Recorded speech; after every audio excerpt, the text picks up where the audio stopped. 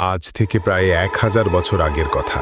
দক্ষিণ বাংলার গভীর জঙ্গলের মাঝে ছিল এক অদ্ভুত রাজ্য, চন্দ্রকুঠি। রাজ্যটা ছিল ধন সম্পদ আর গৌরবের প্রতীক, কিন্তু চারদিকে ছড়িয়ে ছিল এক অলৌকিক আতঙ্ক।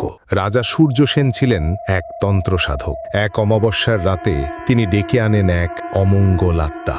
যজ্ঞে ভুল হলে কি হয় তা সেই রাতেই দেখেছিল পুরো রাজ্য। হঠাৎ করে আগুন ধরে যায় প্রাসাদে।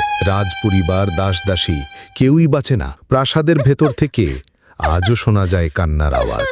জানালার ফাঁক দিয়ে দেখা যায় লাল আলো। লোকেরা বলে অমাবস্যার রাতে সেই আত্মা এখনো ঘোরে প্রাসাদের ভেতর। চন্দ্রকুঠি এখন একটা নামহীন ছায়া, যেখানে সময়ও থেমে গেছে।